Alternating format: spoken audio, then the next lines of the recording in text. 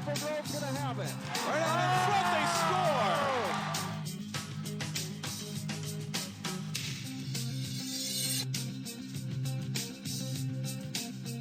Welcome to Sports Jam for the week of November 17th. I'm Jay Wilcox. And I'm John Jacobson. Today on the show, highlights from state girls swimming and diving and adapted soccer.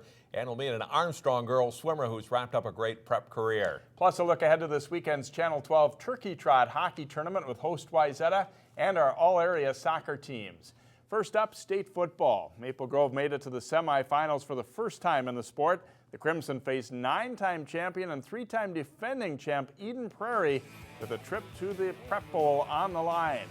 And it's a good start for the Crimson. On 3rd and 8, Brad Davison rolls left and spots Sam Franta free behind the defense for a 40-yard gain into Eden Prairie territory.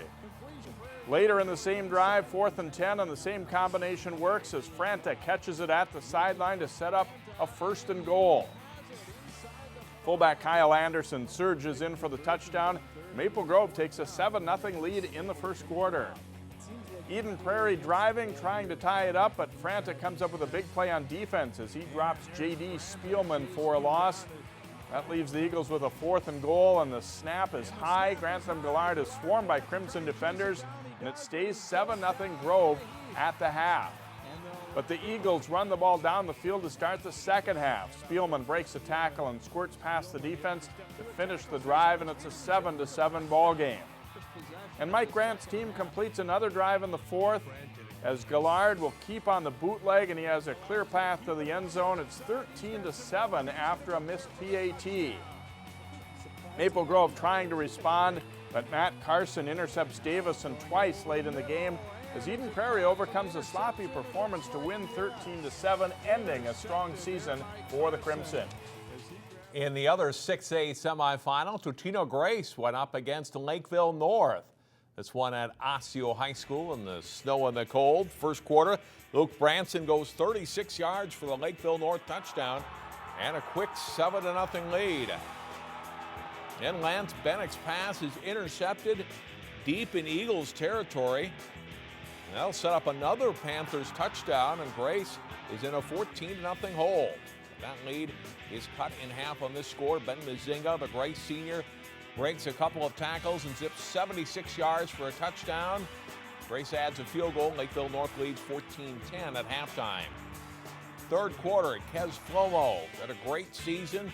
He'll zigzag his way into the end zone, and that gives the Eagles a 17-14 lead. The Panthers answer. Branson will get to the edge and somehow stay inbounds down the sideline on this run. It's a 68-yard touchdown. Lakeville North takes the lead back from Grace.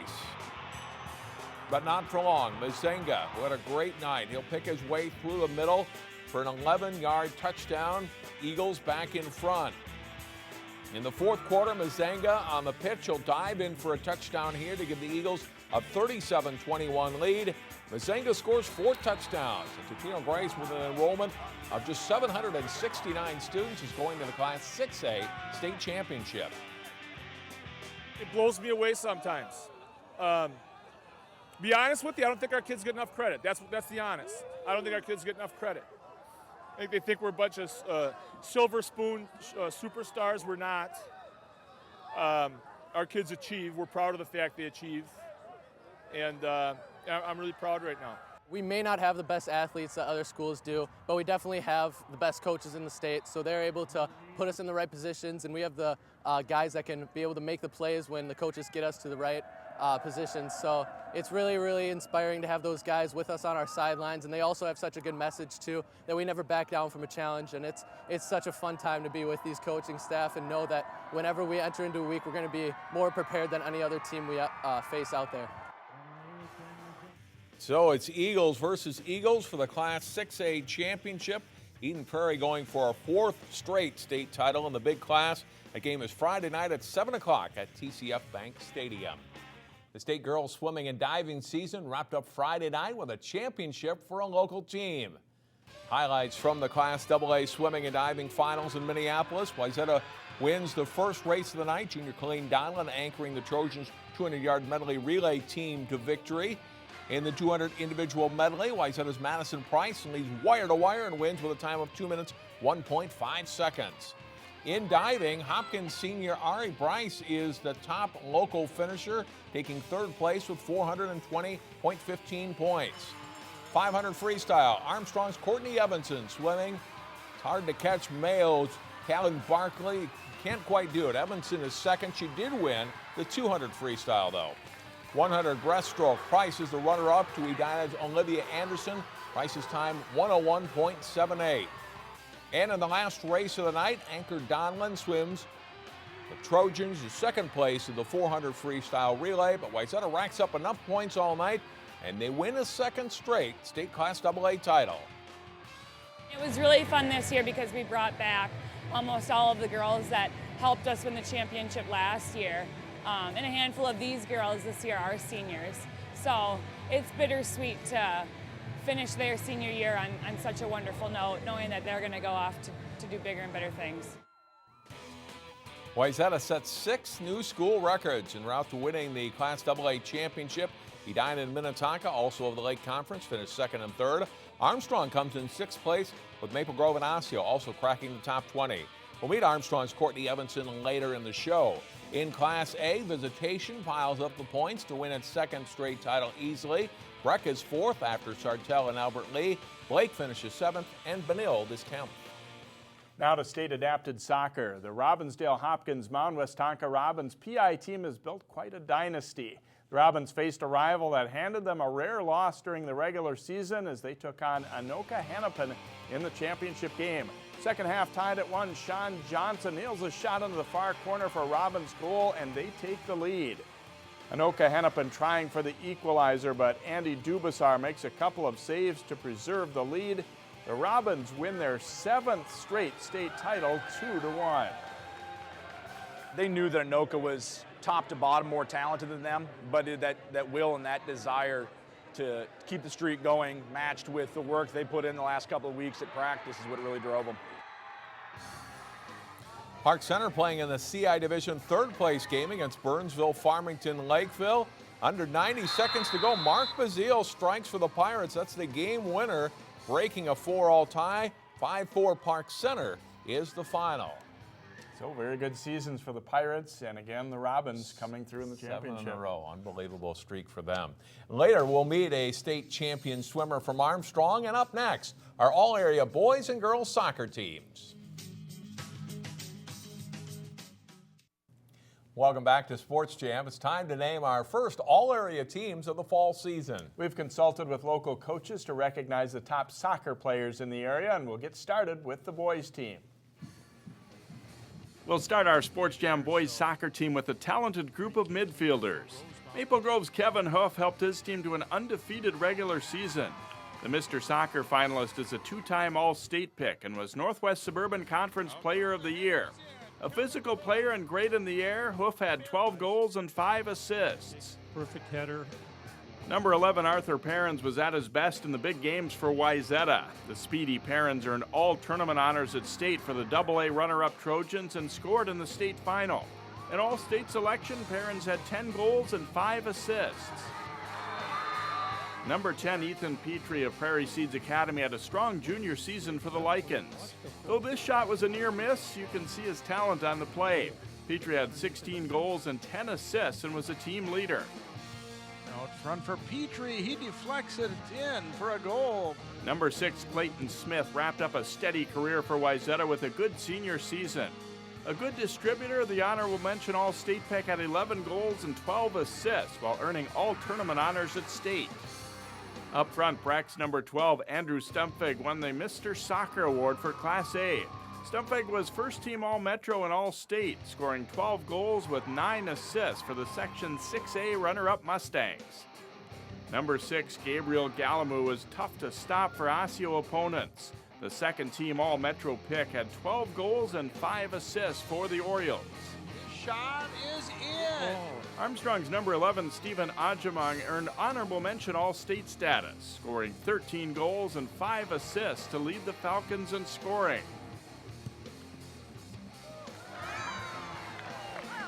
Our defenders are led by Park Center standout number 10, Eddie Sadie. Blessed with skill and size, All-Metro, All-State, and All-American pick Sadie also played some up front and had 6 goals and 8 assists.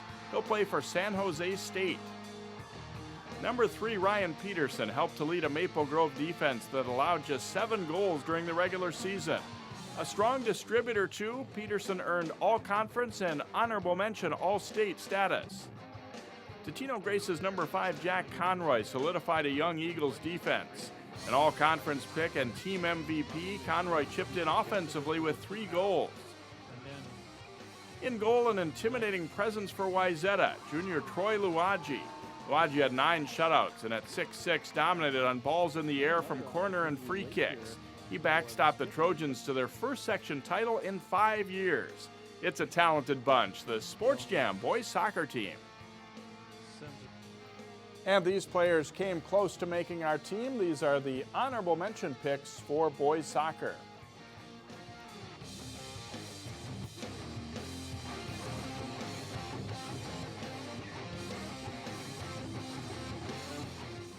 That was a good side, and so is this. Here now is the 2014 Sports Jam girls soccer team. Let's start up front with our forwards, and Armstrong's number 8, Mariah Haberly.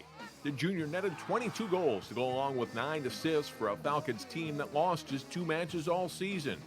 Haberly was named All-State and second-team All-Metro. Maple Grove junior number 4, Brianna Johnson, makes our team for a second year in a row. The 2-time All-Conference player netted 9 goals this fall with 9 assists. For her Crimson career, Johnson ranked 6th all-time in goals, assists, and points. Wayzata's number 14, Ruby Starber, was a dangerous forward for opponents to defend. Despite missing part of the season with an injury, Starber scored 17 goals with 10 assists for the Section 6AA runner-up Trojans. She was named All-State and second-team All-Metro. Armstrong's number 18, Holly Enderle, finished her senior year with 8 goals and 8 assists. She was named All-Conference and second-team All-State. The 5-year varsity player was a 2-year captain for the Falcons. Now to the midfield, and Maple Grove's number 14, Meredith Hawkinson. The freshman displayed good field vision and showed off great 1v1 moves in helping lead this year's Crimson team to a second-place finish in the 14-team Northwest Suburban Conference. Hawkinson scored 11 goals with 12 assists and was named first-team All-State and second-team All-Metro. Malone Boyd a shot, and Hopkins for the first time ever is going to the state tournament. Number 19, Corbin Boyd of Hopkins, capped off her 5-year varsity career with a terrific senior season that included scoring the game-winning goal in the Section 6AA final, sending the Royals to their first-ever state tournament. Boyd was a 3-time All-Conference and 2-time All-State midfielder.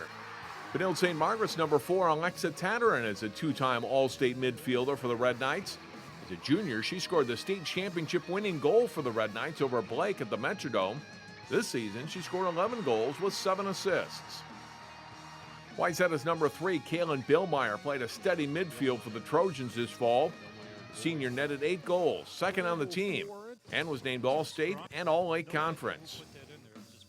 Our defenders include Park Center's number 21, Molly Monson, a solid, dynamic player who helped the Pirates to the best record in school history. Monson netted 11 goals as a defender and was named All-Conference, All-State, and second-team All-Metro.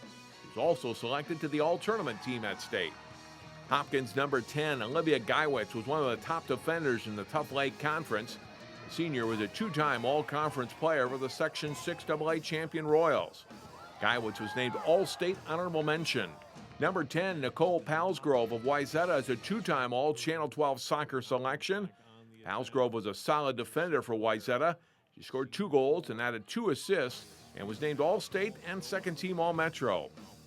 Park Center's number 18, Maddie Heitzig, was another solid defender for the Section 5A champion Pirates. A smart and selfless player, Heitzig is a 3-year starter for the Pirates, who was All-Conference and Honorable Mention All-State. Finally, our goalies, and Maple Grove's Marissa Hamilton. An athletic keeper, Marissa won 13 games and posted 10 shutouts for the Crimson. Hamilton set school single-season records for fewest goals against and shutouts. The All-Conference and second-team All-State senior posted a goals against average of 0.49. Armstrong's Anna Aguado played in every game this season for the Falcons. Guado posted 6 shutouts and finished the year with a goals against average of 0.7. The freshman was selected all-conference and named the team's most valuable player. It's a terrific collection of talent, the 2014 Sports Jam girls soccer team.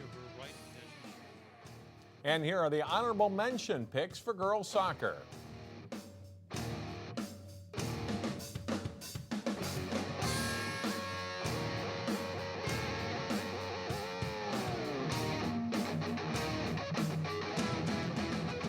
Really good players there, Jay. Yeah, no doubt. It was a good season for soccer teams in the area, too. Stay with us. Straight ahead in our Sports Jam Spotlight, meet an Armstrong swimmer who just wrapped up a memorable high school career.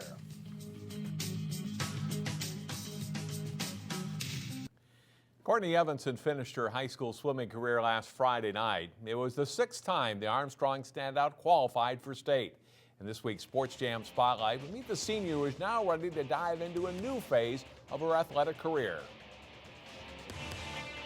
Courtney Evensen is a swimmer with a lot of talent. That's easy to say and to see in the pool. But the Armstrong senior is more likely to talk about her team's success than her own. And this 2014 Armstrong team was pretty good. It's more fun to have more girls at state and at sections and like placing well. So it's really been like great to just have like a really strong team behind me that I can like support and I can support them, and it's overall just like a great competitive, like strong atmosphere to be a part of. One of the state's best in both the 200 and 500 freestyle races, it's her part in Armstrong's relay teams that Courtney really enjoys. I love it. I love relays because it's like literally you hear their voice right before you dive in cheering for you, and you know that you're swimming for something bigger than yourself. It's not an individual event, so your 3 other girls are counting on you to swim fast and do your best. Former Maple Grove High School swimmer Justin Zook took over the Falcons program this fall. It's a great season for both coach and swimmer. It's been a very different thing for me, and I'll be pretty upfront. I've never coached someone with as much talent as Courtney has. It's pretty remarkable to watch her swim in practice. It's actually a lot of fun. But at the same time, she's someone who has kind of developed the atmosphere here where it's a good thing to work hard. It's a good thing to pay attention to the coach and make sure that you're putting in 100% every day. It's really been fun, like having him as my coach and like working with him, and I've really enjoyed the change. It's been a change in the positive direction for the program, so I wish he would have come sooner in my career, but I'm glad that I at least got to have him as a coach for 1 year because it's been one of my best years as an Armstrong swimmer. Courtney won both the 200 and the 500 at the section meet earlier this month. It was the 4 straight years she'd won the 500. And for the 2nd year in a row, she was named Section 5AA Swimmer of the Year. That's just really humbling to know that the coaches that are not just my coach, but throughout the whole section that think that of me. And I'm just like really honored to get that title 2 years in a row. And it's really exciting. Since she joined the Falcons varsity as a 7th grader, Courtney's won multiple section and state meet medals. For the first 4 years of her Armstrong career, she could look to her sister Brooke, 2 years older than Courtney, for help. She was like my biggest supporter and my biggest fan. I loved practicing with her. She would always push me like that one step farther. And of course, she's my older sister, so she tells me what to do, which is good because I needed guidance when I was younger. So she really like helped me kind of navigate that. And then when I was younger, just like figuring out sections in state and not letting the pressure get to me. Brooke is now swimming at Iowa State. Just last week, Courtney signed her national letter of intent to swim for the University of Missouri. I took a recruiting trip there in the fall, and I took 2 others, and that was just when I was at the Mizzou campus. I just fell in love with it. I love the location. It's not too far away from home. It's warmer than Minnesota. They have like amazing facilities for weightlifting and for nutrition, and then also the pool is very nice. And I just really like clicked with the team. The Armstrong record board is filled with the Evensen sisters' names. Courtney leaves a legacy behind, though, that her coach says goes beyond records. Kids are realizing that maybe swimming as fast as Courtney isn't that far away. Seeing someone who has that much talent but still works really hard has been a great example. And some of our 7th and 8th graders who have never had aspirations to swim in club have already joined club, and we've only been done with the season for 2 weeks. So I think next year we're looking for a pretty good, promising season again. Courtney won the 200 at the state meet, her first gold medal at state, helping the Falcons finish 6th in Class AA. Jay talks Turkey Trot hockey with the Wayzata boys when Sports Jam returns. Welcome back to Sports Jam and the hockey season upon us. The Channel 12 Turkey Trot Tournament coming up this weekend, hosted by the Wayzata Trojans once again at Plymouth Ice Center with Maple Grove, Edina, and Holy Family also coming in. And joining us today, Wayzata, a couple of the captains, and also head coach Pat O'Leary, starting with Alex Stevens. And how nice is it to get the season started with a tournament against 3 other good teams like that? Oh, we've been waiting for 8 months now to get the season started. A lot of guys have been working hard, so we were excited. I know you guys obviously are coming off a good season last year, and it's been tryout week so far this week, but how have things look? I mean, do you like the talent that you're seeing out there? Yeah, we're playing with a lot of speed. A lot of guys can move the puck, we hit, we do everything, so I'm excited for the season. How much stock do you put in that first weekend? I mean, ultimately it's not as important as what comes later, but is it still a big deal to try and get off to a good start, especially on your home rink like that? Yeah, the first games are important. We want to have the fans keep coming back, so we want to play good. And obviously we've been working really hard this offseason, so. It's kind of a good showcase for hockey in the area too, isn't it? Because there are a lot of fans that come, and not just fans of the teams involved. It seems like there's generally a lot of general hockey people that come over too. Yeah, usually we're the couple first games of the high school hockey season, so there's a lot of fans, even if they're not from Wayzata or Edina, Maple Grove, or Holy Family, so it's good. All right, Alex, thanks for joining us. Have fun on the Turkey Trot. Yep, thank you. And Max Zimmer, you guys 20-win season last year. Are you feeling confident about what you'll see this winter on the ice too? Yeah, definitely. We lost a lot of old guys last year, but we'll come back strong. We'll be a pretty fast team, and we're just gonna have to see how it goes. Got again 3 pretty good teams coming in. Holy Family's a team on the way up. Maple Grove the same, and Edina's Edina. Do you guys look forward to the challenge of seeing all those teams in action out here? Yeah, definitely. Like you said, we've been waiting 8 months now, and we kind of got to bounce back after a frustrating playoffs last year, and let's hope for a win this weekend. So. Yeah, it was overall a very good season for you guys, but does that provide motivation, the fact that you went out a little earlier than what you were hoping? Yeah, definitely. I mean, I think this year we don't have as big of a target on our back, so we're just going to kind of plug away and get some wins this year. All right, we look forward to seeing you guys out there. Thanks for joining us. Thanks. And Coach Pat O'Leary, I know a week where you're looking at a lot of different guys, but what are you seeing out there on the ice from the guys you do have out here? I think we got great leadership. Some guys that have played some big roles and stuff like that. And it's just we got some spots that we need to be filled. And not necessarily you do that in tryouts because you got to give guys the opportunity to show what they can do. But you get an idea of where guys might fit. And we're just trying to, as a program in tryouts, develop the speed that we play with and how we take care of the puck and so on and so forth. And it's been good so far. Last year we experienced the same, where the way the schedule falls, this Turkey Trot not actually on Thanksgiving weekend. How did you feel like it impacted the tournament, if any? I thought it was great. I mean, last year, I don't think we'll ever match the attendance we had 2 years ago, but last year was great as well. We had a huge crowd on Friday and Saturday. That Friday night, there's not many games going on. I think I saw there was 6, 7, or 8 games, not any Twin City games. So, a lot of fans just come out to watch, 4 quality teams, and hope all 4 of the teams will put on a good display for everybody. All right, Pat, thanks for joining us. We look forward to seeing you this weekend at the Turkey Trot. I appreciate your coverage. Thank you. All right, Pat O'Leary, the boys hockey coach at Wayzata. Again, they're hosting the Channel 12 Turkey Trot Tournament this coming weekend with Maple Grove coming in along with Holy Family and Edina. Here's a look at the schedule for the Turkey Trot, then we'll be back to wrap up Sports Jam.